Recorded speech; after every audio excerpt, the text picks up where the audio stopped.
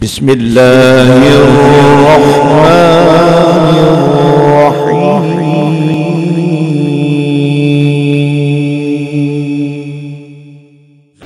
سبحان ربک رب العزت عما یصفون وسلام علی المرسلین والحمد للہ رب العالمین۔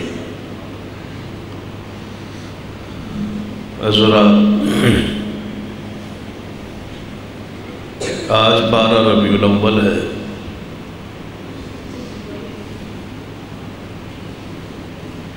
جس دن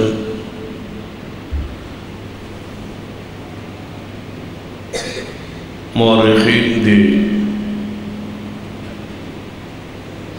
اتفاق کی روشنی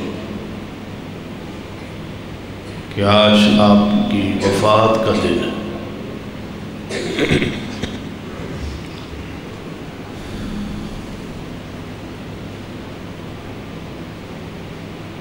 اس پر کوئی دوسری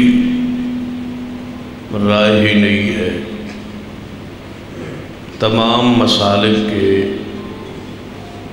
مورخین اور علماء اس بات پہ متفق نے کہ آپ کی وفات 12 ربیع الاول ہے۔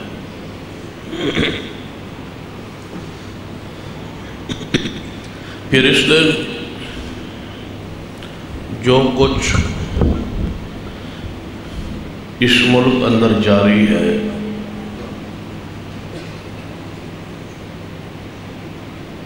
اس سے کوئی روشنی پان ضرورت نہیں ہے، ہر شخص دے علم سے۔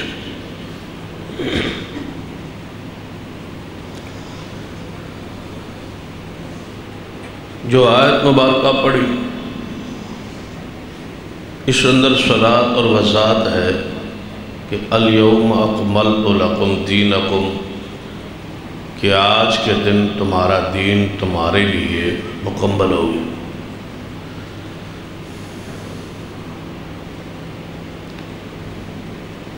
یوم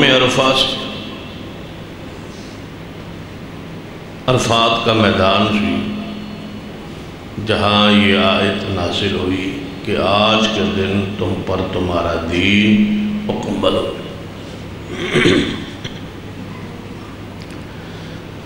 یاد رکھیے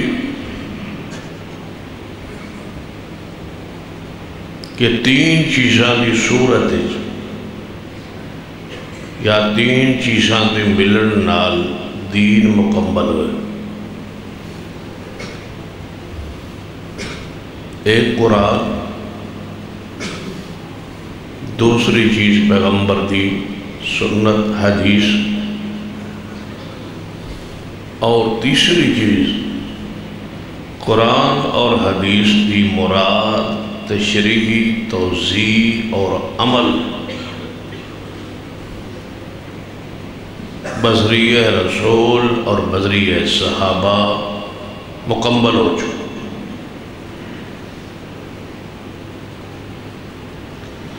قرآن بھی مکمل، حدیث بھی مکمل، قرآن اور حدیث کی سمجھ اور عمل بھی مکمل۔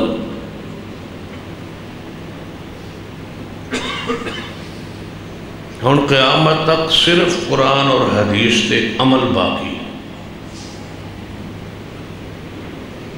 قرآن اور حدیث پہ عمل جاری رہے گا، جس طرح صحابہ نے عمل کیا اس طرح عمل جاری رہے گا بس۔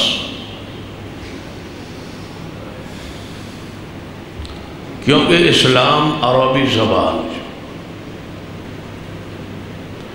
اور عربی زبان بڑی فصیح و بلیغ زبان، اور اس زبان دے ایک لفظ دے کئی معنی۔ تو کیا قرآن اور حدیث دے الفاظ دا معنی قیامت تک ہر شخص نو آزادی دے دیتی جائے کہ جو مرضی کرے؟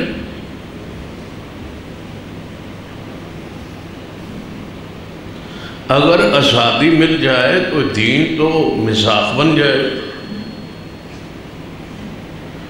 ایک شخص اٹھ کے کہے گا کہ اس لفظ کا یہ معنی ہے، دوسرا کہے گا یہ معنی ہے، تیسرا کہے گا یہ معنی ہے، یہ تو لڑائی ہے، جھگڑا ہے، فساد ہے۔ تو کوئی ایسا طریقہ ہے کہ قرآن کے الفاظ پر بھی امت متفق ہو جائے، حدیث کے الفاظ پہ بھی متفق ہو جائے، اور قرآن حدیث کے معنی پر بھی متفق ہو جائے کہ اس لفظ کا معنی کیا ہے، اس حدیث سے مراد کیا ہے۔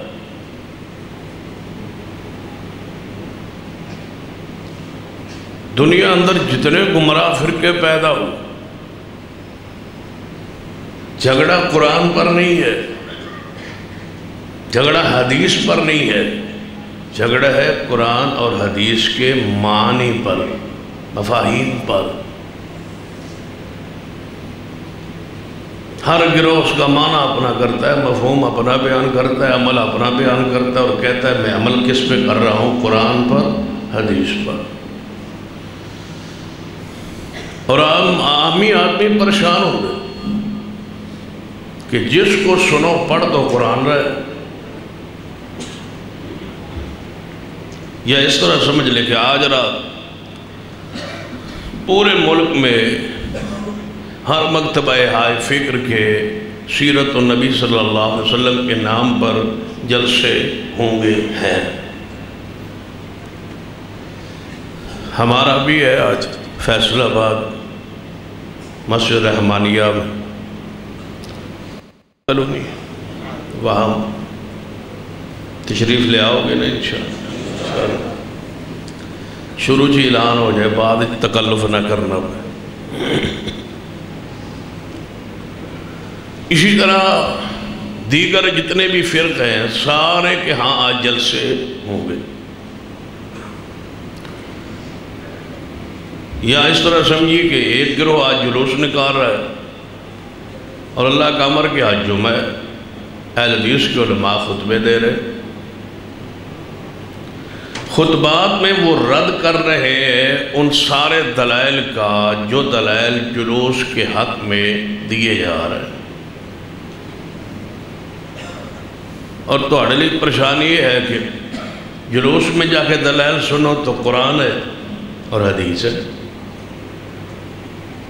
یہ شک بھی کوئی نہیں۔ ہمارے پاس خطبہ سنو گے، جلسہ سنو گے رات کو، تو ہم ان سارے دلائل کا رد کر کے قرآن حدیث پیش کریں گے کہ یہ سارا عمل جائز نہیں۔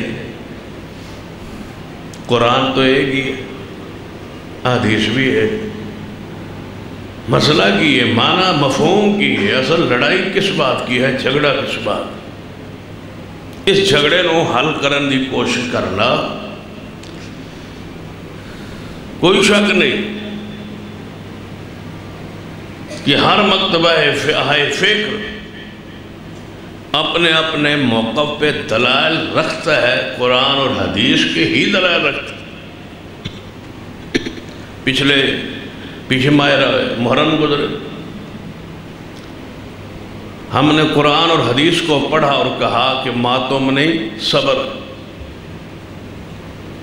لیکن جڑے ماتم کر رہے ہیں سر انہوں نے قرآن اور حدیث ہی پڑھا کہ ماتم جائز ہے۔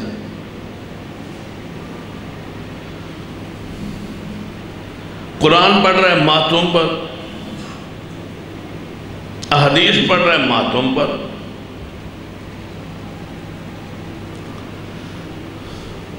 کہ سیدہ سارہ علیہ السلام بیٹھی تھی، فرشتے انسانی صورت چاہے اور بیٹے کی خوشخبری دی، تو انہاں خوشخبری سن کے نا بڑی حیرانگی کی تھی کہ میں بوڑھی، میرا شوہر بوڑھا، تو بیٹا کیوں ہو سکتا ہے، کس قسم کی خوشخبری دے۔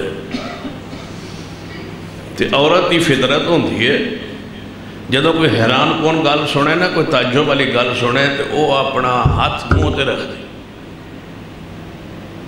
سیدہ سارہ نے اپنا ہاتھ اس طرح منہ تے ماریا اور فرمایا کس طرح بیٹا ہوئے۔ اب دلیل لینے والے نے دلیل اٹھائی کہ سارہ نے ہاتھ کس پہ مارا، منہ پر، تو ماتم تو ثابت ہو، قرآن میں مارا ثابت ہو گئے۔ سیدہ عائشہ رضی اللہ تعالیٰ عنہ رسول اللہ جب فوت ہوئے تو اپنا گھر میں موجود سر حضور کی روح پاک پرواز کی تھی، سیدہ عائشہ نے اپنا ہاتھ ران پہ رکھا اور 2 دفعہ یا 3 دفعہ ران پہ ایسا مار لگتا ہے رسول اللہ تو فوت ہو۔ کہتے ہیں سیدہ عائشہ ران پہ ہاتھ مار رہی ہے تو اور ماتم کس کو کہتے ہیں؟ دلائل تو ہیں۔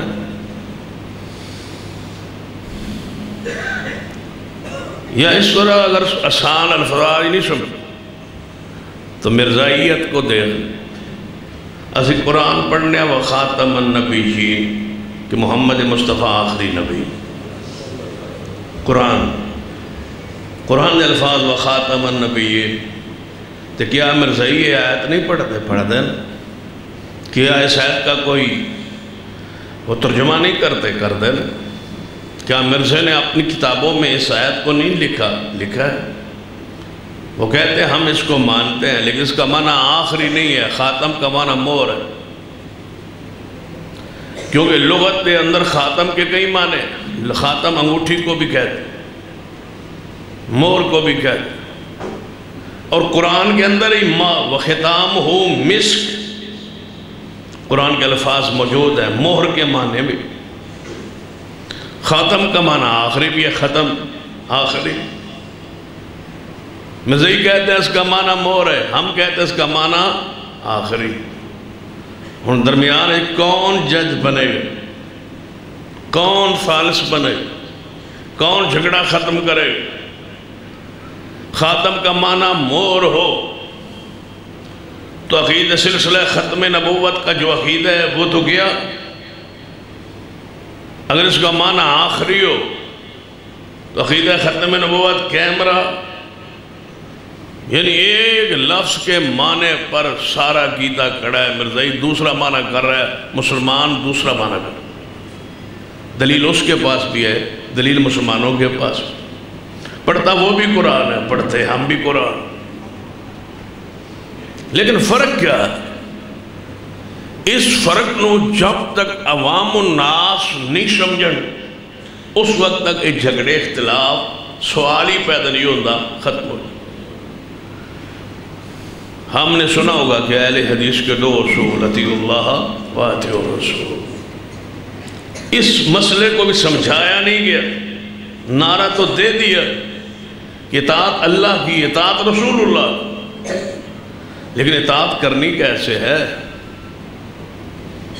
رسول اللہ کی اطاعت کرنی ہے، کیسے کرنی ہے؟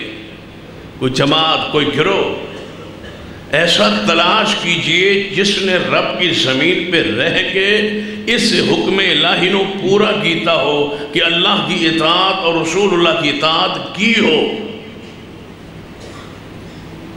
تو وہ صحابہ ہے۔ اطاعت کی اس آیت پر سب تو پہلے عمل کس کیتا ہے؟ صحابہ۔ اطیعوا اللہ و اطیعوا الرسول۔ تو اس کے نعرے کو اس طرح بدلے گا، صحابہ کے 2 اصول، اطیعوا اللہ و اطیعوا الرسول۔ صحابہ کرام نے اطاعت کی اللہ کی اور رسول اللہ کی، اور جس طرح کی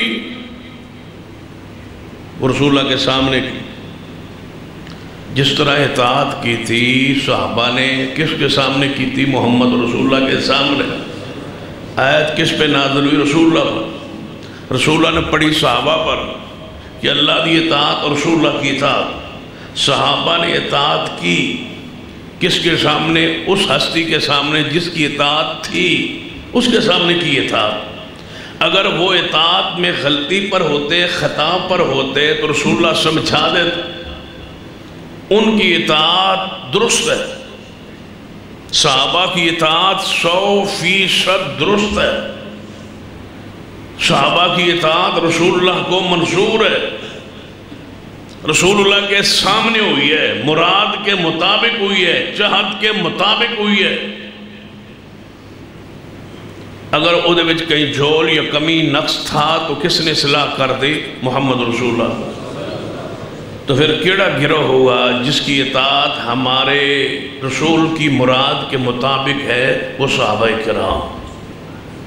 تو معنی وہ کریں گے نا جڑا مانا کنا کیتا ہے صحابہ کرام، مانا وہ کرے، جھگڑا مانے پر ہے۔ بریلوی دیوبندیوں سے پوچھو، اہل حدیث سے پوچھو، سارے کی آندن اللہ دی اطاعت تے رسول اللہ دی اطاعت۔ محبت ان کو بھی ہے، محبت ہمیں بھی، جو کچھ وہ کر رہے ہیں وہ محبت میں کر رہے ہیں۔ اور میں یقین سے کہہ سکتا ہوں کہ بریلوی عوام جو کچھ بھی آج کیا ہے یا کر رہے ہیں، میں حسن ظن رکھتا ہوں یہ محبت رسول میں کر۔ عقیدت میں پیار پوچھ کے دیکھ لو، ڈوبے ہوئے ہیں محبت میں اور عشق میں غوطے کھا رہے ہیں، سب کچھ محبت میں پیار میں ہو رہا ہے۔ صرف سمجھانا ان کو یہ ہے کہ یہ پیار صحابہ نے کیا تھا یا نہیں، بس ایک بات سمجھانے والی کہ جو آیات، جو احادیث آج تسی پڑھو گے جشن کے ثبوت پر، یہ آیات کس پہ نازل ہوئی ہوں گی؟ محمد مصطفیٰ پر۔ عمل کس نے کیا سب سے پہلے؟ صحابہ نے۔ تو صحابہ نے یہ کام کیے تھے؟ نہیں۔ تو پھر اس کا مطلب ہے کہ ان آیات جڑیاں تسی آج پڑھو گے ان سے جشن ثابت نہیں ہوتا تو کون ثابت کرتے؟ صحابہ۔ صحابہ نے نہیں کیا تو گویا قرآن میں نہیں۔ معنی بدلا ہے، تم مفہوم بدلا ہے، مراد بدلی ہے، آیات کے معنی میں تروڑ مروڑ کر کے مفہوم بیان خود کیا ہے۔ اس کی مراد تو اپنے ذوق، اپنے شوق کے مطابق خود بنا لی اپنے مسلک کے تعصب میں کہ ہم نے ان سے الگ رہنا۔ اب دیکھ لو دیوبندی اور اہل حدیث کا، بریلوی اور اہل حدیث کا اتفاق نہیں ہو سکتا۔ کیوں؟ عقائد میں، مسائل میں فرق کر دیا۔ ہن جدوں کوئی بندہ مسلمان اٹھ کے کہے یار سارے مسلمانوں اکٹھے ہو جاؤ، تو اکٹھے ہونے واسطے کی طریقہ ہے کہ ہم یا بریلوی ہو جائیں یا وہ اہل حدیث ہو جائیں، ہم دیوبندی ہو جائیں یا وہ اہل حدیث ہو، اتفاق ہو جائے گا۔ اس کے علاوہ تو اتفاق کا کوئی راستہ ہی نہیں بچا، اس لیے کہ ہر نے اپنا اپنا معنی کر لی۔ وہ کہیں گے ہاں جلوس نکالو، ہمارا تمہارا اتحاد، جو ہم سمجھتے ہیں قرآن حدیث کو وہی تم سمجھو اور وہی تم کہو کہ ہر آیت کا وہ معنی ہے جو عامر رضا خان نے کہا ہے، ہر حدیث کا وہ معنی ہے جو ہمارے علماء نے کہا ہے، ہر آیت پر ویسے عمل جیسے ہم کہہ رہے ہیں، تو تمہارے ساتھ اتحاد۔ ہم کہیں گے ایسے تسی ترجمہ کرو، وہ معنی کرو جو اہل حدیث نے بیان کیا ہے، تو وہ ماننے کے لیے وہ بھی تیار نہیں، ماننے کے لیے ہم تیار نہیں۔ کوئی درمیانی راستہ ہے جو عقل مند صالح جج بن کے بیٹھے اور سنیں؟ بڑا اختصار اور جامع بات سن لو، ایک ہی راستہ ہے امت کو اکٹھا رہنے، اکٹھا کرنے، کہ بریلوی دیوبندی اہل حدیث کو پابند کر دیا جائے کہ کسی آیت اور حدیث کا وہ معنی نہ کرے جو صحابہ نے نہیں کیا، جو معنی صحابہ نے کیا وہ قبول۔ اس لیے کہ سارے صحابہ مغفور بخشے ہوئے جنت کے وارث حقدار ہیں۔ اگر وہ اطاعت میں کھڑے اور سچے نہ ہوتے، ان کی اطاعت اللہ کے منشا اور مراد کے مطابق نہ ہوتی، تو اللہ ان پہ راضی نہ ہو۔ رضی اللہ عنہ ورضوا۔ رب کس پہ راضی ہوگا؟ محمد مصطفیٰ کی اطاعت کی وجہ سے۔ تو گویا صحابہ کرام نے اس قرآن کی آیات پر اللہ کی اطاعت ایسے کی جیسا رب چاہتا تھا، اور محمد مصطفیٰ کی اطاعت بھی انج صحابہ نے کی تھی جو کون چاہتا تھا؟ رب۔ تب رب راضی۔ تو جب ان سے راضی ہو گیا رب، تو ہم اطاعت ایسے کیوں نہ کریں جیسے صحابہ نے، عمل ایسے صحابہ نے۔ اگر قرآن آیات و حدیث پڑھ کے صحابہ نے جلوس نکالا ہے تو نکالے، نہیں نکالا تو کیا کہیں گے کہ یہ قرآن میں نہیں، حدیث میں نہیں۔ کیوں؟ قرآن کے الفاظ فَإِنْ آمَنُوا بِمِثْلِ مَا آمَنْتُمْ بِهِ فَقَدْ اهْتَدَوْا۔ اگر یہ لوگ ایمان لائیں جیسے صحابہ ایمان لائیں تو ہدایت پر ہے، اگر ان کا ایمان صحابہ جیسا نہیں ہوگا تو ہدایت پر نہیں۔ دوسری آیت وَمَن يُشَاقِقِ الرَّسُولِ مِن بَعْدِ مَا تَبَيَّنَ لَهُ الْهُدَى وَيَتَّبِعْ غَيْرَ سَبِيلِ الْمُؤْمِنِينَ نُوَلِّهِ مَا تَوَلَّى وَنُصْلِهِ جَهَنَّمَ وَسَاءَتْ مَصِيرًا۔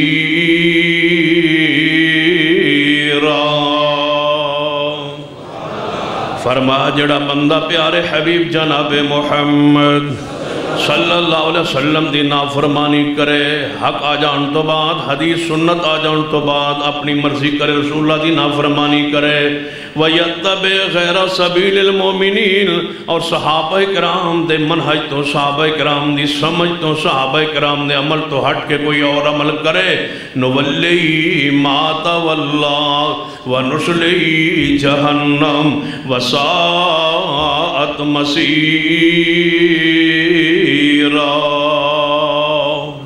میرے تواڈے پیرو مرشد جناب محمد صلی اللہ علیہ وسلم نے ارشاد فرمایا میرے صحابہ میری امت 73 فرقیں تقسیم ہو جائے گی، 73 گروہ جو 72 جہنم اندر جان گے، ایک گروہ جنت جائیں گا۔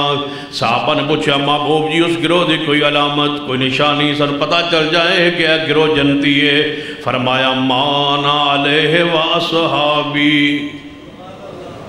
وہ اس پر ہوں گے جس پر میں ہوں۔ میں کس پر ہوں؟ قرآن پر۔ اور مصطفیٰ علیہ السلام کس پر تھے؟ وحی پر تھے، قرآن پر تھے، حدیث پر تھے۔ وَأَنَا مَعَنَا عَلَيْهِ وَأَصْحَابِي، فرمایا جو قرآن حدیث پر ہوگا اور قرآن و حدیث پہ ویسے عمل کرے گا جیسے میرے صحابہ نے کیا، وہ معنی وہ مفہوم۔ ایک گروہ کہتا ہے کہ قرآن حدیث کو ایسے سمجھو جیسے عام رضا خان نے سمجھا، دوسرے کہتے ہیں قرآن ایسے سمجھو، حدیث ایسے سمجھو جیسے علماء دیوبند نے سمجھا۔ ہم کیا کہتے ہیں؟ قرآن حدیث کو ایسے سمجھو جیسے محمد کے صحابہ نے سمجھا۔ کہ حضرت عام رضا خان صاحب پورے ادب احترام کے ساتھ کہہ رہا ہوں، اس سے غلطی ہو سکتی ہے، ان پر رب راضی ہے نہیں ہے، یہ رب کے علم میں ہے، ہمارے علم میں نہیں ہے۔ علماء دیوبند پر اللہ راضی ہے نہیں راضی، جو معنی کیا ہے اس پر اللہ خوش ہے نہیں خوش، ہمارے علم میں نہیں ہے، لیکن صحابہ پر رب راضی ہے۔ جو انہوں نے عمل کیا اس پہ رب راضی ہے، تو اسی سارے عمل کیوں کرنے ہیں؟ کنوں راضی کرن لئی؟ رب نو۔ تو جب رب راضی ہے صحابہ پر تو ہم ایسے عمل کیوں نہ کریں جیسے عمل کیا صحابہ؟ جماعت تو وہ ہو نا جس کا جنت میں جانا یقینی ہو، گارنٹی ہو، ضمانت ہو۔ وَقُلًّا وَعَدَ اللَّهُ الْحُسْنَى، قرآن کی آیت ہے، اللہ فرماتے ہیں میں نے محمد کے ہر صحابی سے جنت کا وعدہ کر لیا، وہ جنتی ہے، تو ان کے پیچھے ایسی کیوں نہ چلیے؟ ان کے پیچھے کیوں چلے جن کا اپنا جنت میں جانا یقینی نہیں ہے؟ دعا ہے، حسن ظن بھی ہے، دعا بھی ہے کہ اللہ سب کو جنت میں لے جائے، لیکن صحابہ کرام کے بارے تو ایمان ہے کہ وہ سارے جنتی ہیں، تو پھر ان کے پیچھے چلے۔ نبی علیہ السلام نے فرمایا میرے صحابہ میرے جانے کے بعد بڑے بڑے کسی اختلافات دیکھو گے۔ یا رسول اللہ جب اختلافات اتنے ہو جائیں پھر ہمارے لیے کیا حکم ہے؟ سانتے پتہ ہی نہیں لگنا حق کیا ہے باطل کیا ہے، اختلاط ہو جائے اور کسی بندے تھی پوچھ کے ویکھ لو کہے گا جی قیامت نو پتہ چلے گا حق کے نو عدل باطل کے نو، سانو کوئی پتہ نہیں، مولوی رولا ہی پایا ہے، ہمیں نہیں پتہ۔ صحابہ نے پوچھا ہے، جب آپ نے فرمایا میرے جانے کے بعد تم بڑے بڑے اختلافات دیکھو گے، یا رسول اللہ ہم کیا کریں پھر؟ فرمایا اپنی داڑھ کے نیچے 2 چیزوں کو مضبوطی سے پکڑ لینا، 2 چیزوں، 2 چیزیں کون سی؟ فرمایا علیکم بسنتی وَسُنَّتِ الْخُلَفَاءِ الرَّاشِدِينَ الْمَهْدِيِّينَ، ایک میری سنت میرا طریقہ، وَعَلَيْكُمْ بِسُنَّتِي وَسُنَّتِ الْخُلَفَاءِ الرَّاشِدِينَ الْمَهْدِيِّينَ، میری سنت کو اپنی داڑھ کے نیچے مضبوطی سے تھام لینا اور میری سنت پہ عمل ایسے کرنا جیسے ابو بکر، عمر، عثمان و علی نے کیا۔ بخاری کی حدیث ہے، آپ نے فرمایا میرے صحابہ میرے جانے کے بعد ابو بکر اور عمر کی اقتداء کرنا، یہ تمہارے مقتدی اور پیشوا ہوں گے۔ لے آؤ ساری وہ آیات، ساری وہ حدیث جو جشن میلاد پر آپ بطور ثبوت پیش کرتے ہیں، ان آیات و حدیث کو صدیق پر پیش کرو، عمر عثمان علی کے دروازے پہ لے جاؤ، ہمیں نہ سناؤ، ہمیں سمجھانا ہے تو ان ساری آیات و حدیث کو صدیق کے دروازے پہ لے جاؤ کہ یہ آیات تھیں، یہ حدیث تھیں جس سے یہ جشن ثابت ہوتا تھا، اے صدیق آپ نے یہ کام کیوں نہیں کیا؟ جب قرآن کہہ رہا تھا، جب حدیث کہہ رہی تھی کہ جشن مناؤ اور تم نے یہ کام کیوں نہیں کیا؟ یہ گلہ ہم سے نہیں بنتا، یہ گلہ صدیق سے بنتا ہے تمہارا یہ شکوہ سیدنا عمر کے دروازے پہ جائے، تمہارا یہ اعتراض سیدنا عثمان کے دروازے پر، یہ تمہارا ابہام اسکالات جو ہے شیر خدا کے دروازے پر جچتے ہیں سجتے ہیں، وہاں لے جاؤ۔ جب قرآن بول بول کے کہہ رہا تھا جشن مناؤ جشن مناؤ، تم نے یہ کام کیوں نہیں کیا؟ تمہیں محبت رسول تھی، پیار تھا، عقیدت تھی، ادب تھا، اکرام تھا، تم نے یہ کام کیوں نہیں کیا؟ اگر چاروں خلفاء کے گھر سے آواز آئے کہ ہم نے کیے تو دلیل لائیے، اگر چاروں خلفاء کہیں گے اس لیے نہیں کیا کہ سنت میں نہیں، دین میں نہیں، ہم ان آیات کو سمجھے لیکن یہ معنی نہیں جو تم کر رہے ہو، یہ ترجمہ نہیں جو تم کر رہے ہو، یہ عمل نہیں جو تم کر رہے ہو، سن لو، تم جتنا بھی زور لگاؤ ہم تمہارے ساتھ نہیں، ہم صدیق عمر عثمان علی کے ساتھ کھڑے ہیں۔ ہمیں کہتے ہو قرآن میں آیا، اس عوام کو کہتے ہو کہ حدیث میں آیا ہے، اور صحابہ کرام کے دروازے پہ کیوں نہیں لے جاتے؟ جو ہمارے لیے تمہارے لیے حجت ہے، ان کے پاس کیوں نہیں لے جاتے؟ الیوم اکملت لکم دینکم، تسی یہ گل دسو بسن وارے چھے نا کہ ہم کس کے ساتھ کھڑے ہوں؟ صدیق کے ساتھ، عمر کے ساتھ، عثمان کے ساتھ، علی کے ساتھ۔ اور ہمارے پیارے بھی کتنے لوگ جب دلائل دیتے ہیں نا تو غور ہی نہیں کرتے کسی کم کی کر رہے، کہتے ہیں ابو لہب نے منایا تھا، رسول اللہ کا چاچا تھا، جب رسول اللہ پیدا ہوئے تو ان کی لونڈی، ابو لہب کی لونڈی سویبہ آئی اور اس نے آ کے کہا اے ابو لہب تیرا بھتیجا محمد صلی اللہ علیہ وسلم تمہارے بھائی عبداللہ کے گھر بیٹا پیدا ہوا ہے۔ تو ابو لہب خوش ہوا، کہا جاؤ آزاد ہے تو۔ کہتے ہیں وہ اس کو فائدہ ہوا، جب ابو لہب کافر کو میلاد منانے کا فائدہ ہوا ہے تو ہمیں کیوں نہیں ہوگا؟ ایک کافر کو فائدہ ہو رہا ہے، ہمیں کیوں نہیں ہوگا؟ اس کا مطلب ہے کہ سارا قرآن حدیث کے دلائل کے بعد دل مطمئن نہیں ہے، پھر بھی دلیل میں کس کو پیش کیا؟ ابو لہب، جس مسئلے پر قرآن کی آیات ہوں، حدیث کی روایات ہوں، اسے ابو لہب کا نام پیش کرنے کی ضرورت کیا ہے؟ کوئی دال میں کالا کالا تو ہے، یہاں تو ساری دال ہی کالی، کوئی مسئلہ تو ہے کہ ابو لہب کو کیوں پیش کیا گیا؟ چاہو یہ تو ذکر آتا ہے کہ ابو لہب نے لونڈی آزاد کی، لیکن کسی صحیح روایت میں یہ نہیں ہے کہ اس نے لونڈی کیوں آزاد کی، اس لیے کہ ان کے ہاں بھتیجا پیدا ہوا، یہ کسی روایت میں موجود نہیں ہے۔ خیانت بھی کی جاتی ہے وہاں جہاں کوئی چوری پکڑنے والا نہ ہو، یہاں تو چوری پکڑنے والی نیب موجود ہے، پاوے چوری تو ہے کہ حدیث روایت میں یہ ہے، جو روایت پیش کی جاتی ہے وہ بھی صحیح نہیں، لیکن پیش یہ کی جاتی ہے کہ مجھے جہنم میں کچھ سکون ملتا ہے، لیکن یہ کہاں لکھا ہے کہ رسول اللہ کی ولادت کی خوشی میں، اور ویسے بھی فطرت، اگر آپ کا بھائی فوت ہو چکا ہو، اس مرحوم کے گھر بچہ پیدا ہو تو آپ کو خوشی تو ہوگی، آپ کو کوئی اطلاع کرنے آئے، آپ اس کو گفٹ، کوئی انعام، کوئی تحفہ تو دیں گے، اس کا منہ میٹھا تو کروائیں گے، لیکن اگلے سال پھر وہی آ کے خوشخبری دے گا، اگلے سال نہیں، پھر اگلے سال آ کے اس کے منہ میں پھر مٹھائی ڈالی جائے گی۔ ابو لہب نے تو ولادت کی خوشی، اگر بات مان لی جائے، ولادت کی خوشی میں اس کو آزاد کر دیا تھا، اگلے سال پھر کیا کیا تھا؟ یہ کام تو ابو لہب نے بھی نہیں کیا۔ اگلے سال، اس سے اگلے سال، اس سے اگلے سال نہیں ہے۔ آج پورے ملک میں سب سے زیادہ جس چیز کو تبرک کے طور پہ لیا اور سمجھا جاتا ہے وہ نبی علیہ السلام کے نالین پاک،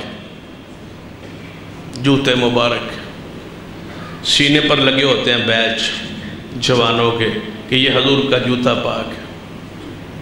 اس کے بعد جھنڈوں پر بنا ہوا ہے رسول اللہ کا نالین پاک،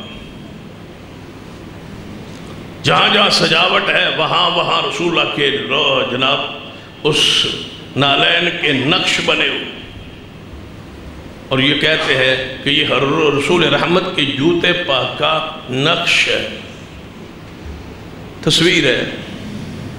میں سوال کرتا ہوں، حضور کا جوتا مبارک یہاں پڑا ہو، کوئی بندہ اس کا فوٹو لے لے، اس فوٹو کی شرعی حیثیت پر بات کیجئے۔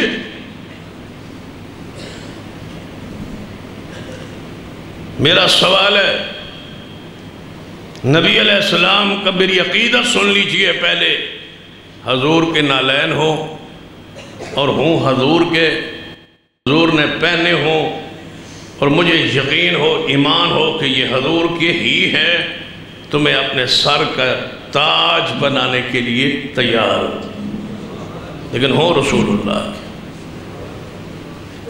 اور رسول اللہ کے نہ ہوں اور ہو بھی اس کی شبیہ اور اس کی تصویر، یہ جس کی تصویر لی گئی ہے وہ دنیا میں اس وقت وہ نالین پاک موجود نہیں ہے۔ مجھے بتاؤ آج سے 40-50 سال پہلے یہ تصویر تھی؟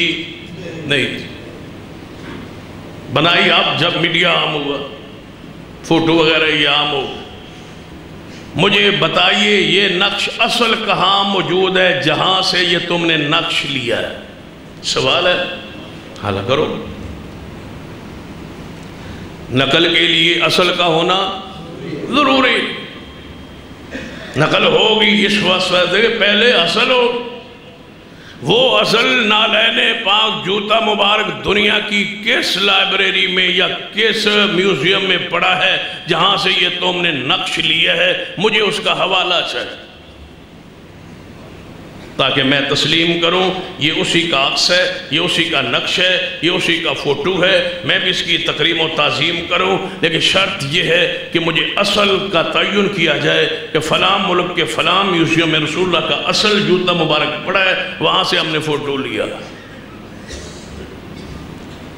لیکن حضور علیہ السلام کے نالین نہ ہوں اور تم کہو یہ حضور کے نالین کا عکس ہے، تو حدیث بخاری ہے، من کذب علی متعمدا فلیتبوا مقعدہ من النار۔ رسول اللہ فرماتے ہیں جو میرے بارے میں جھوٹ بولے جان بوجھ کر، اس کو چاہیے اپنا ٹھکانہ جہنم بنا دے۔ اصل کا تعین کیجئے کہاں ہے؟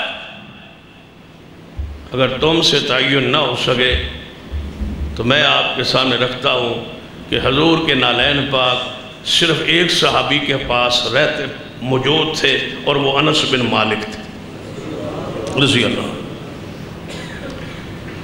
حضور کی جوتے اٹھاتے تھے، تو نبی علیہ السلام کا جوتا مبارک جب آپ نے اس کو پہننا چھوڑ دیا تو حضرت انس بن مالک نے اپنے گھر میں رکھ لیا۔ یہ روایت سے ثابت ہے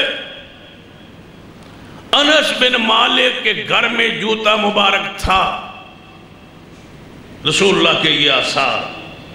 جوتا پا وہاں تھا، وہاں سے آگے ان کے گھر سے نکلنا آج تک دنیا کی کسی کتاب میں نہیں ہے۔ انس بن مالک کے گھر سے آگے چلا کے مجھے سند پیش کیجئے، وہ مان لال جنا ہی نہیں ہے جو میری اس بات کو حل کر سکے۔ لے آؤ انس بن مالک کے گھر پاک سے بارش نالین پاک کہاں منتقل ہوا، پھر وہاں سے کہاں گیا، پھر آپ تک کیسے پہنچا، آپ نے اس کا نقش کہاں سے لیا، سند چاہیے۔ یہ دین ہے، سند کا نام اسلام ہے۔ یہ رسول اللہ کی ذات ہے جس کے ہونٹوں کا ہلنا بھی ذکر حدیث میں محفوظ ہے اور موجود ہے۔ اور وہ نبی علیہ السلام رات کے اندھیرے میں امی عائشہ فرما دیا نے میرے پاس تہجد کی نماز پڑھ رہے سن، جب رکوع میں سجدے میں آن لگے تو میں اندھیرے میں آگے لیٹی ہوئی تھی، آپ کی انگلیوں کے پورے میرے جسم سے ٹکرائے، میں سمجھ گئی رسول اللہ سجدے میں آ رہے، میں نے اپنے پاؤں مبارک پیچھے کلوز کر لی، حضور نے سجدہ کیا۔ تو محدثین نے لکھا ہے جس کے رات کے اندھیرے سیدہ عائشہ کے جسم کے ساتھ ان کی انگلی کے پورے ٹکرائے، وہ بھی ہمیں معلوم ہے، اور تم کہتے ہو جوتا اس دنیا میں محفوظ اور موجود ہے، تم نے کہاں سے یہ فوٹو لی ہے؟ حوالہ چاہیے۔ تم نے جھوٹ بولا ہے کہ یہ رسول اللہ کے نالین پاک کا عکس ہے، اصل دکھاؤ کہاں ہے؟ اگر کوئی کہے بادشاہی مسجد میں میوزیم میں پڑا ہے تو مجھے لے چلو، سند پیش کر دو، جو یہاں لائے اس نے کہاں سے لیا، اس نے کہاں سے لیا، اس نے کہاں سے لیا، پوری سند تم پیش کر دو، ہم تمہیں کندھوں پہ اٹھانے کے لیے تیار ہیں۔ اور اگر سند پیش نہ کرو تو رسول اللہ کے غلام زندہ ہے۔ تمہارے اس مکر کو، تمہارے اس پروگرام کو، تمہاری اس خرافات کو انشاءاللہ جوان یہ نہیں چلنے دیں گے اور امت کو بتلاتے رہیں گے۔ تمہارے جلوسوں کی حاضری اور تمہارے جلوسوں کے بندے دیکھ کے ہمیں محسوس ہوتا ہے کہ یہ دنیا مان چکی ہے کہ یہ خرافات ہیں، یہ دین شریعت سنت نہیں ہے، کیونکہ ہم نے سجیدہ بندوں کو آپ کے ساتھ چلتا ہوا نہیں دیکھا۔ تم نے تو کہا نا سوائے ابلیس کے سبھی جہاں میں خوشیاں منا رہے ہیں، تمہارا سارا گروہ، جتنی تمہاری آبادی ہے اتنے سارے لوگ جلوس میں نہیں تھے، ہم بھی نہیں تھے اور وہ بھی نہیں تھے جو تمہارے مسلک کے تھے، شیطان تو وہ بھی ہمارے ساتھ ہی ہوئے۔ تم اپنی آبادی کے 2% بھی جلوس میں ثابت نہیں کر سکتے، تو پھر کہاں ہیں وہ سارے جنہیں ابلیس تم کہہ رہے ہو؟ بتاؤ نبی علیہ السلام کیا سارے اس وقت رب کی زمین پر کہاں ہے؟ آپ کی مسجد میں جس ممبر پہ آپ خطبہ دیتے، اس خطبے جس ممبر کو بنایا گیا،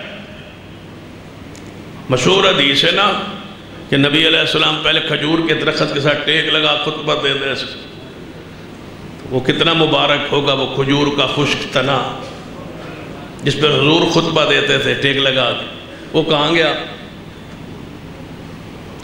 سوال ہے فیصل آباد کے دوستو، وہ کھجور کا تنا کہاں گیا؟ رسول اللہ ممبر پہ چڑھے تو وہ رویا، بخاری دی حدیث، وہاں سے اتارا گیا، اکھیڑا گیا، اکھیڑ کے اس کو زمین میں چاہیے نہیں تھا، صحابہ لکڑی ٹکڑا ٹکڑا گھر لے جاتے، رسول اللہ اپنے تبرکات دفن کروا رہے ہیں، چاہیے تھا صحابہ اس لکڑی کو لے جاتے توڑ لیتے، رسول اللہ نے کیا فرمایا؟ اس کو کھیڑو اور کیا کر دو؟ دفن کر دو۔ اب ممبر 650 سال مسجد نبوی میں وہ ممبر رہا جس پہ حضور خطبہ دیتے، 650 سال بعد آگ نے اس کو اپنی لپیٹ میں لے لیا، اللہ نے اس زمین سے اس تبرک کو بھی ختم کیا، مفقود کیا، تاکہ کوئی بندہ شرک کی طرف نہ بڑھے۔ نبی علیہ السلام کی وہ چارپائی جس پہ آپ لیٹتے تھے، سوتے تھے، آرام کرتے تھے گھر میں، وہ چارپائی صحابہ کرام کے پاس رہی۔ اور یہ بات سن لو، کوئی اس طرح نہ سمجھے کہ ہم تبرکات کے قائل نہیں ہیں. حضور کے تبرکات ہوں تو ہم اس سے برکت لینے کے قائل. حضور کا جبہ، حضور کے نالین، حضور کی انگوٹھی، حضور کا کپڑا، حضور کا کملی مبارک، حضور کے بال، حضور کے ناخن، حضور کا پسینہ، حضور کے تھوک مبارک تک ہم چاٹنے اور جسم پر ملنے کے لیے تیار ہیں. لیکن ہوں حضور کے، حضور دے نہ ہوں تو تسی کہو یہ حضور کے. تو جہاں جتنی عقیدت ہے وہاں اس طرح ہی ہم غصے کا بھی اظہار کرتے ہیں، آپ سے گلہ کرتے ہیں جو چیز حضور کی نہیں. ظالموں وہ تم کیوں کہتے ہو کہ یہ حضور کی ہے؟ چارپائی حضور کی پڑی رہی صحابہ کے پاس، پھر تابعین کے پاس، پھر تبع تابعین کے پاس. پھر بہت بڑے محدث گزرے ہیں، یحییٰ بن معین رحمت اللہ علیہ جو امام بخاری کے استاد ہیں، ان تک یہ چارپائی پہنچی. جب ان کا جنازہ اٹھایا گیا تو اسی چارپائی پہ اٹھایا. اس سے آگے یہ چارپائی یحییٰ بن معین کے گھر سے آگے دنیا کی کسی کتاب میں کسی کے علم میں نہیں ہے کہ اس کے بعد وہ چارپائی کہاں منتقل ہوئی. جس کے دین میں کوئی مسئلہ ہو، علم ہو، دلیل لائے، اللہ پیغمبر کے تبرکات کو زمین سے اٹھا رہا. اس سے آگے کسی کے بعد وہ چارپائی نہیں پہنچی. ایک صحابی آئے، یا رسول اللہ صلی اللہ علیہ وسلم یہ چادر مجھے بڑی پسند ہے، اپنی چادر مجھے عنایت کرے. یہ لو چادر نبی علیہ السلام نے عطا کی تھی. پھر صحابہ اکرام کہنے لگے یار تو نبی علیہ السلام کو لو چادر کیوں منگی؟ حضور علیہ السلام کو ضرورت تھی. کہنے لگا میرا دل کرتا ہے میں چادر سنبھال کے رکھاں، جدوں فوت ہوا اپنے کفن مصطفیٰ دی چادر نو شامل کر. ان کے کفن میں یہ شامل ہوئی اور یہ چادر دنیا سے اس قبر میں چلی. نبی علیہ السلام کے برتن جن میں کھاتے تھے پیتے تھے دودھ تناول فرماتے تھے، وہ سارے کے سارے برتن ازواج مطہرات کے گھروں میں محفوظ و موجود 60 سال تک 50-60 سال تک رہے. اس کے بعد وہی ازواج مطہرات استعمال کرتی رہی، کسی اور کو ان برتنوں کو نہیں دیا گیا. میں پوچھتا ہوں تمہارے پاس کیسے پہنچے؟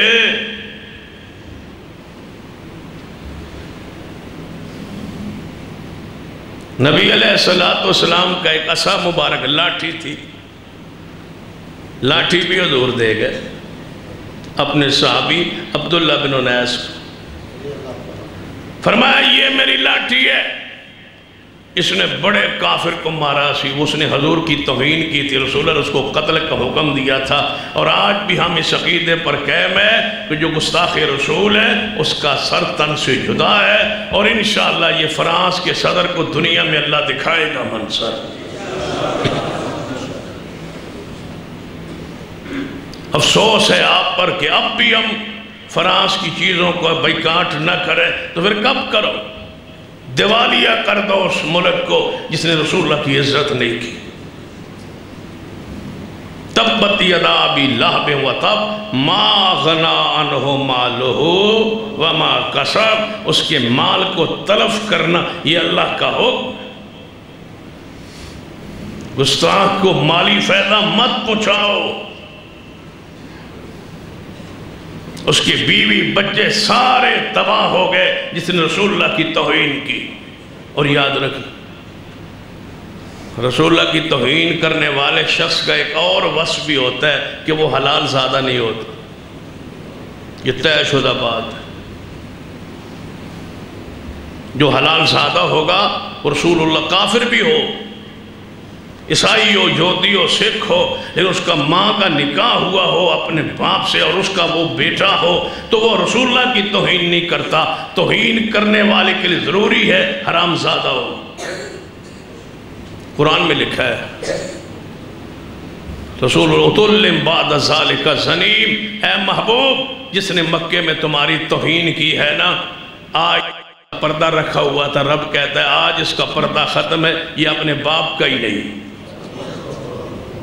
سورۃ القلم 29واں پارہ، اُتُلٍ بَعْدَ ذَلِكَ زَنِيمٌ، یہ حرام زادہ ہے، گستاخی میں بندہ نہیں کر سکتا، اس کے لیے حرام زادہ ہونا ضروری ہے۔ یہ جرم اتنا کبھی ہے، یہ حلال زادوں سے ہوتا ہی نہیں۔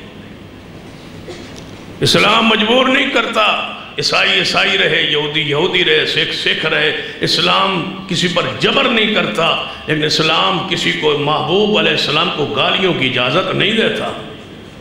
یہ اظہار آزادی نہیں ہے، یہ رائے کی اظہار کی آزادی نہیں ہے، یہ جرم ہے۔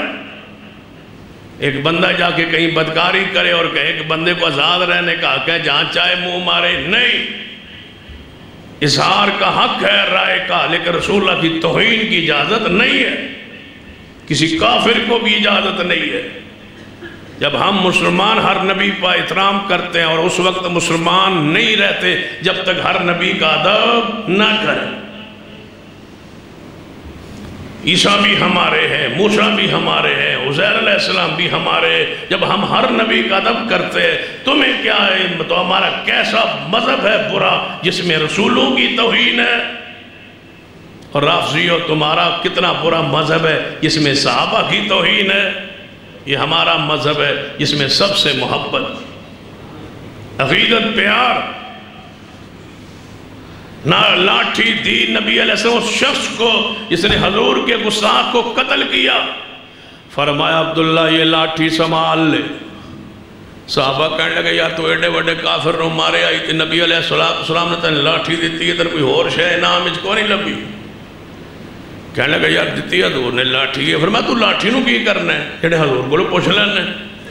عبداللہ گئے رضی اللہ تعالیٰ، سیدنا عبداللہ بن انیس رضی اللہ تعالیٰ دروازہ کھٹکڑا، نبی علیہ السلام دروازے تے آئے، فرمایا یا رسول اللہ صلی اللہ علیہ وسلم میں گستاخ نو مار آیا تو سمیں لاٹھی انعام دیتی، یہ لاٹھی کس کام آئے گی؟ یہ تواڈی لاٹھی میرے کس کام آئے گی؟ فرمایا عبداللہ یہ لاٹھی سنبھال کے رکھنا، اینو سنبھال کے رکھنا، اینو محفوظ رکھنا، یہ عام لاٹھی نہیں ہے، یہ میری لاٹھی ہے۔ تو یا رسول اللہ پھر میں اس لکڑی نو اس لاٹھی کو کیا کروں گا؟ چاہتے تھے کوئی آپ اور بھی بیان کر سکتے ہیں، آپ نے فرمایا یہ تیرے اور میرے درمیان نشانی ہوگی۔ وہ چھوٹے چھوٹے ہوتے سا نا، دیکھ تجھے نشانیاں دیندے ہوتے، کھیلتے تھے بچے، یہ وہ میری نشانی ہے۔ رسول اللہ فرماتے ہیں یہ میری نشانی ہوگی جب قیامت دن ہوئے گا نا، ساری امت میری آئے گی، اپنے دونوں پیروں کے بل چل کے آئے گی، اور تیرے ہاتھ میں لاٹھی ہوگی، تیرے ہاتھ میں لاٹھی ہوگی۔ میں دور سے پوری امت میں سے دیکھ لوں گا، ایک ہی شخص لاٹھی والا وہ تو ہوگا جس کے پاس یہ میری لاٹھی ہوگی۔ میں دور سے پہچان کے کہوں گا سارے پیچھے ہٹ جائیں، عبداللہ کو آنے دو جس نے میرے دشمن کو مارا تھا، یہ لاٹھی نشانی دے آیا تھا۔ پھر عبداللہ بن انیس ساری زندگی اس لاٹھی کو اپنی تلوار کے ساتھ باندھ کے رکھا، رات کو سوتے چرپائی پہ رکھتے، جب فوت ہونے لگے فرمایا بیٹو یہ لاٹھی میرے ساتھ دفن کر دینا، جب میں اٹھوں گا تو یہ لاٹھی بھی میرے ساتھ ہوگی۔ وہ لاٹھی تو وہاں دفن ہے، یہ تم نے بنائی ہے، وہ کہاں سے؟ تمہارے پاس یہ لاٹھی کے اصحاب کے یہ تصویریں اور یہ بادشاہی مسجد میں یا کہیں جو تم نے رکھا ہے، اس کی سند انگوٹھی تھی رسول اللہ کی۔ نبی علیہ السلام دنیا سے چلے گئے، اس انگوٹھی پر لکھا ہوا تھا محمد رسول اللہ۔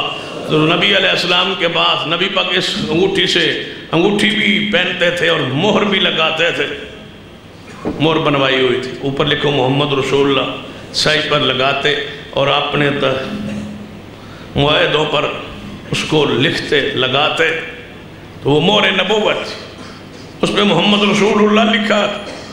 نبی علیہ السلام کے بعد وہ انگوٹھی صدیق کے پاس آئی۔ ویسے فیصل آباد کے ساتھیوں انگوٹھی خلیفہ بلا فصل کس کے پاس آنی تھی؟ سیدنا علی کے پاس۔ کس کے پاس آئی؟ صدیق کے پاس۔ جو ہوتا ہے خلیفہ بلا فصل، وہ انگوٹھی وہاں آئی۔ سیدنا صدیق فوت ہونے لگے، فرمایا یہ ہے عمر تم اب خلیفہ ہو، یہ سنبھال۔ سیدنا عمر نے سنبھال لی۔ سیدنا عمر زخمی ہوئے، اس میں جب فرمایا یہ انگوٹھی سنبھال لو، جو خلیفہ عبد المسلمین میرے بعد بنایا جائے اس کو یہ انگوٹھی دے دی جائے۔ وہ عثمان کے پاس آئی۔ سیدنا عثمان ایک دن اس کنویں پر آئے جس کنویں کے پاس رسول اللہ آیا کرتے تھے، اور اپنے جناب پیر مبارک اس میں لٹکا کے کنویں کی منڈیر پہ بیٹھ کے ٹھنڈک محسوس کرتے تھے۔ عثمان بھی آئے، انگوٹھی اتارنا چاہیے، اتار کے دیکھ رہے تھے، تبرکن دیکھ رہے تھے محبت عقیدہ سے۔ اللہ کا امر کہ انگوٹھی کنویں میں گر گئی، بخاری میں روایت۔ پورا پانی نکلوایا، پورے کیچڑ میں سے تلاش کرنا چاہی، انگوٹھی نہ ملی۔ اللہ سارے نبی کو دنیا سے اٹھا رہا ہے تاکہ کل کمزور عقیدے ایمان والے آکے کہیں شرک کا دروازہ نہ کھولے۔ صحابہ تو شرک سے پاک تھے، وہ تو رسول اللہ کی نشانی سمجھتے تھے، بعد میں آکے کوئی اور کم کرنا نہ شروع کر دیں۔ اللہ ان کو اٹھا رہا ہے۔ نبی علیہ السلام کا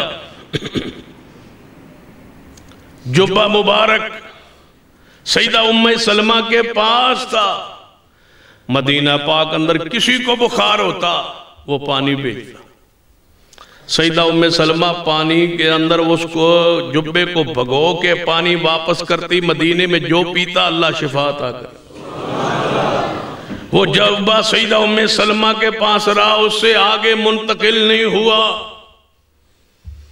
کسی تابعی کے پاس، تبع تابعی کے پاس منتقل ہونے کی، آگے چلنے کی کوئی سند، کوئی دلیل موجود نہیں ہے۔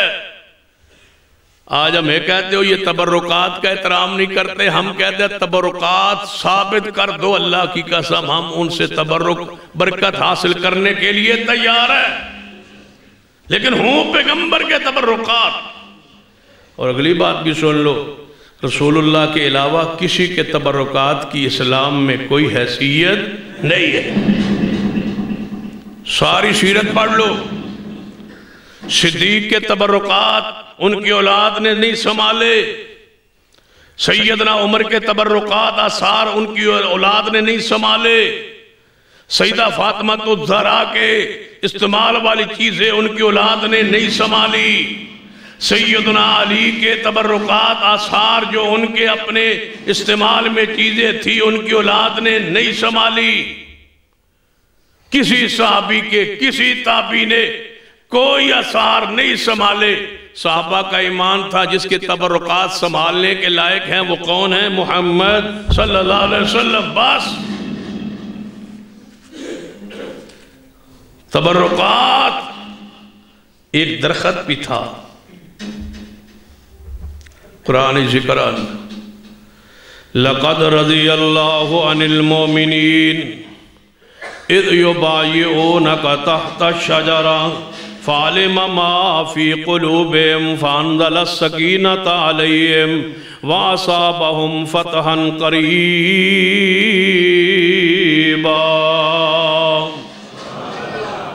درخت کا ذکر قرآن میں، اس پر سکینت نازل ہوئی، اس کے نیچے اللہ کی رضا ملی صحابہ کو۔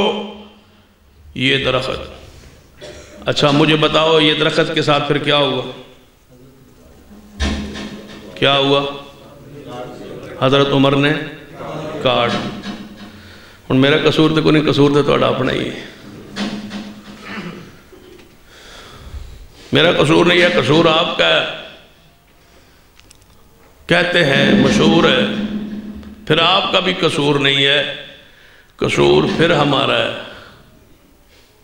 پہلے تو میں کہا بس تہاڈا قصور ہے، میں الفاظ واپس لینا، قصور ہمارا ہے کہ ہم نے یہی بیان کیا کہ وہ درخت سیدنا عمر کے زمانے میں لوگ اس کے تبرک حاصل کرنا چاہتے تھے تو اس کو کھیڑ دیا، پڑ دیتا سی، اس کو جلا دیا، راکھ بنا دیا، جنگل میں بخیر دی۔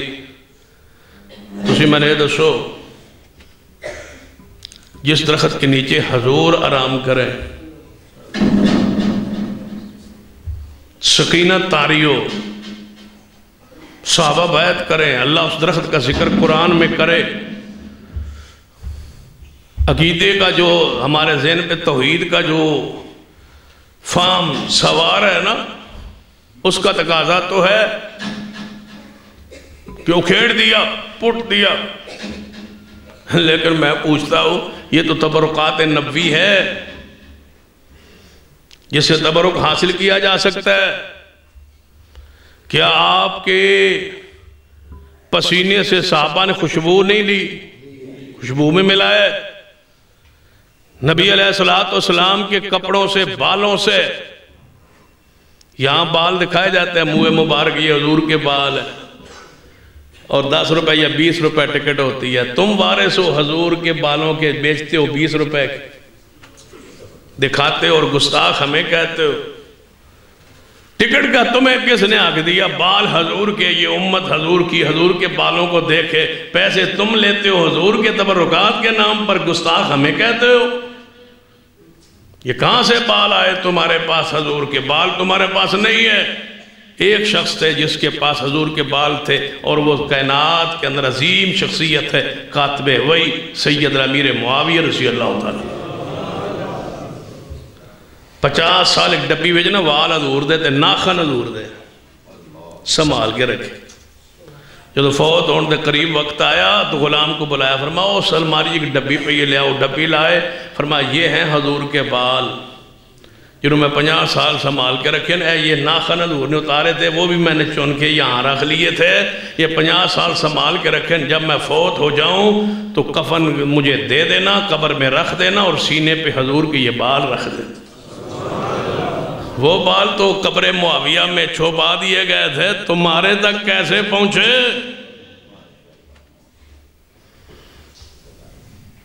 نہیں پہنچے تمہارے پاس، یہ منہ مبارک وہ نہیں ہیں جو حضور کے۔ تم نے غلط منسوب کیا ہے، تم نے جھوٹ بولا ہے، لوگوں سے پیسہ بٹورنے کے لیے، لوگوں سے واہ واہ کروانے کے لیے، اعلان کروانے کے لیے، کٹ کرنے کے لیے کہ حضور کے منہ مبارک آ کے دیکھ یہ درخت جس کا ذکر کر رہا۔ پتہ نہیں سیدنا عمر نے، درخت وہی ہوتا اور اس سے مسلمان تبرک حاصل کرتے تھے تو تبرک حاصل کیا جا سکتا تھا، اس لیے کہ حضور نے اس کو ہاتھ لگایا، حضور اس کے نیچے بیٹھے، آپ نے آرام کیا۔ کیوں؟ تبرکات نبوی پر تو اجماع اتفاق ہے کہ ان سے تبرک حاصل کیا جا سکتا۔ بندہ ایک پیار سے حضور کے پیالے میں پانی پیے اس وجہ سے کہ حضور نے پیا ہے، تبرک ہے۔ حضور کا جوٹھا پیے، تبرک ہے۔ حضور کا لعاب چہرے پہ ملے، تبرک ہے۔ حضور کے وضو کا پانی اپنے وجود پہ ملے، تبرک ہے۔ تو درخت جس کو حضور علیہ السلام ہاتھ لگائیں، اس کو ہاتھ لگائے بندہ دیکھے تو تبرک ہے۔ سیدنا عمر نے نہیں اکھاڑا۔ مشہور ہے، ہم مشہور ہونے کی وجہ سے میں اس کا رد تو نہیں کر سکتا، کیونکہ آپ نے جو سنا ہو پھر اس نو بندہ رد کر دیا، لے آج تک سنتے رہے۔ یہ بھی کہہ سکتے ہیں کہ آپ نے بھی بیان کیا، یہ بھی کہہ سکتے ہیں فلاں عالم، فلاں خطیب بڑا عالم تھا، وہاں محدث تھا، فلاں بزرگ تھا، انہوں نے بیان کیا تو یہ غلط ہو سکتا ہے۔ بھائی ہو سکتا ہے، غلط ایک ہی ہے جس کی بات غلط نہیں ہو سکتی، وہی ہے، بس وہی ہے۔ یہ تو آتے ہو نا فلاں دی گل غلط ہو سکتی، وہ تو سمجھا کرو کہ تم کیا کہہ رہے ہو سکتی ہے، بس یہ کہا کرو ایک کی غلط نہیں ہو سکتی، اور وہ محمد مصطفیٰ صلی اللہ علیہ وسلم۔ باقی سب کو خطا غلطی لگ سکتی ہے، روایت درست نہیں ہے۔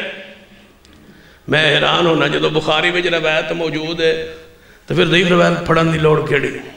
سیدنا عمر نے پوٹ دیتا سی، صحیح روایت سنیے صحیح البخاری میں۔ سیدنا عبداللہ فرماتے ہیں وہ درخت جس کے نیچے رسول اللہ کی ہم نے ہاتھ پہ بیعت کی تھی، ہم چلے گئے واپس، عثمان آ گئے، معاملہ ختم ہو گیا۔ سلو میں ایک شرط تھی کہ اس سال تو اسی عمرہ نہیں کرو گے، اگلے سال آ کے عمرہ کرو گے۔ فرمایا جب اگلے سال آئے، جب اتوں گزر گئے ایسا ادو تو آیت نازل ہو گئی نا، لَقَدْ رَضِيَ اللَّهُ عَنِ الْمُؤْمِنِينَ إِذْ يُبَايِعُونَكَ تَحْتَ الشَّجَرَةِ۔ اس درخت کا ذکر قرآن میں آ گیا، ہم چلے گئے واپس، راستے میں یہ آیت نازل ہو گئی، آیت میں ذکر آ گیا اس درخت کا، ہم سال انتظار کرتے رہے، اگلے سال جاواں گے تے حدیبیہ جو گزران گے تے اس درخت نو ویکھاں گے جیڑا درخت ہے تے نبی پاک نے بیعت لئی تے جیدہ ذکر قرآن اشایا ہے اسی اس کول سا لہذا جاواں گے۔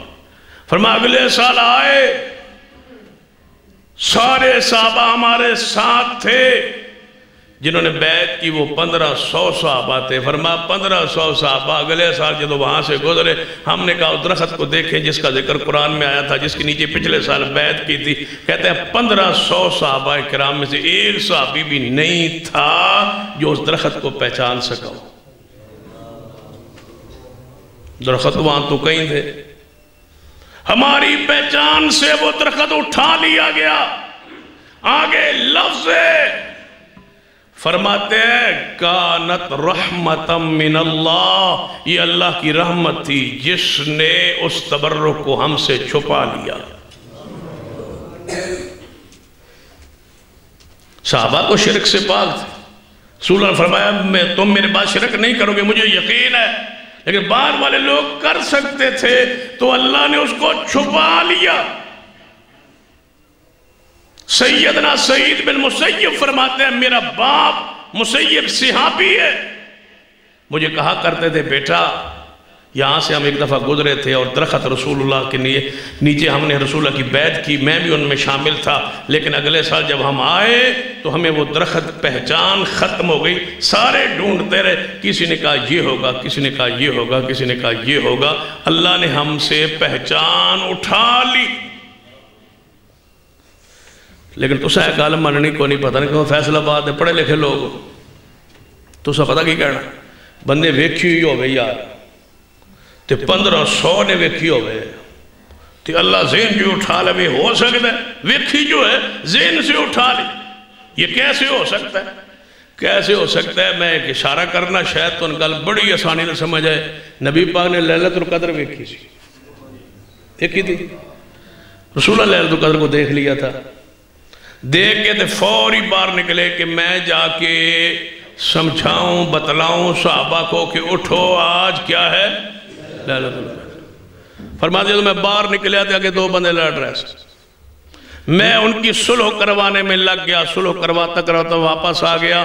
میرے صحابہ اللہ نے میرے دل سے اس رات کو اٹھا لیا، پتہ نہیں وہ 21ویں تھی،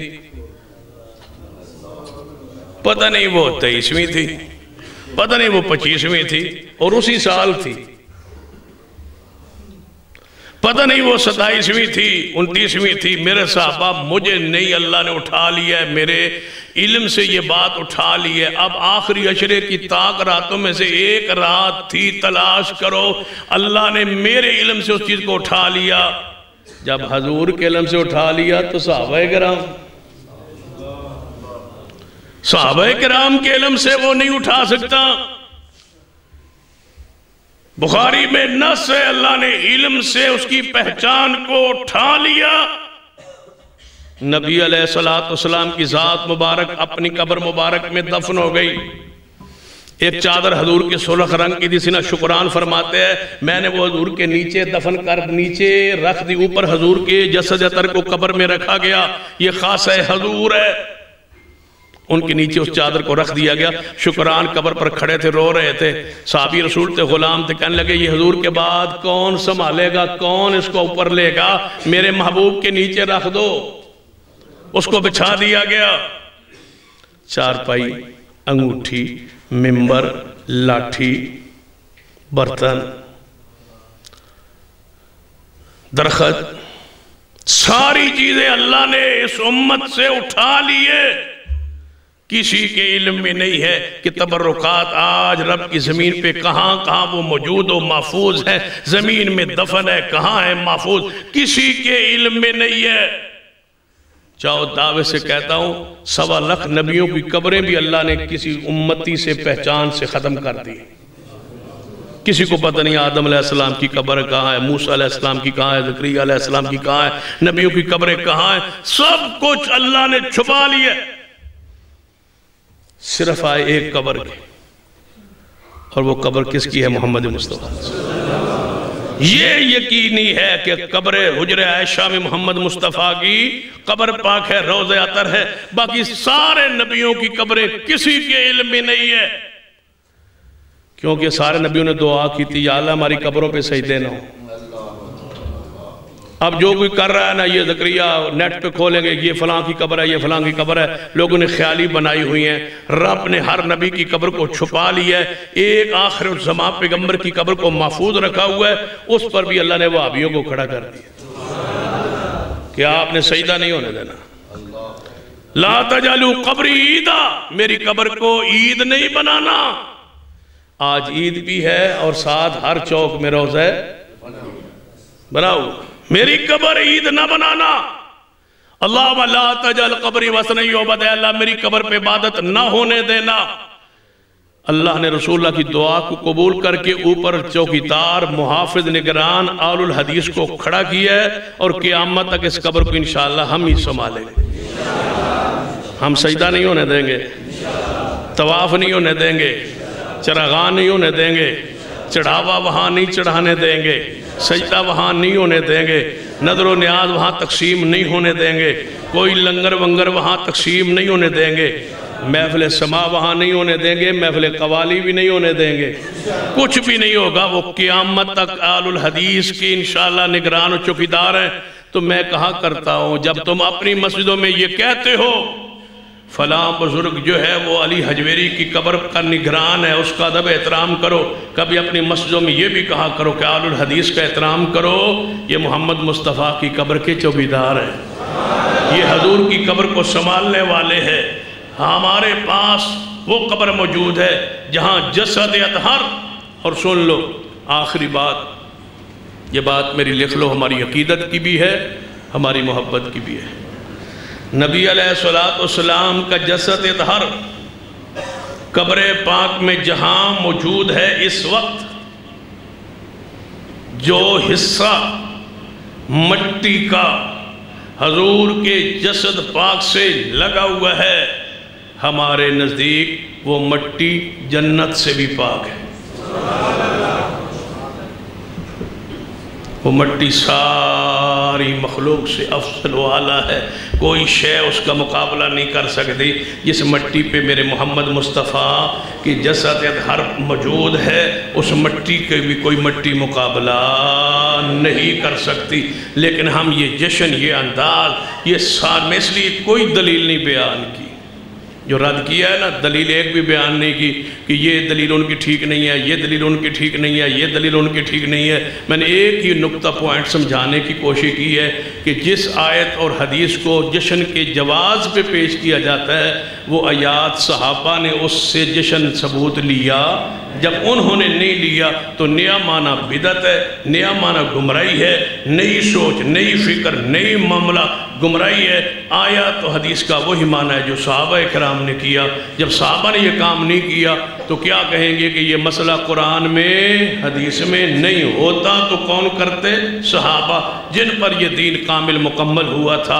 الیوم اکملت لکم دینکم، اللہ مجھے اور آپ کو اس منہج پہ زندہ رکھے اور اسی پر موت دے۔ اقول قولی ھذا واستغفر اللہ لی ولکم ولسائر المسلمین وآخر دعوایا الحمدللہ۔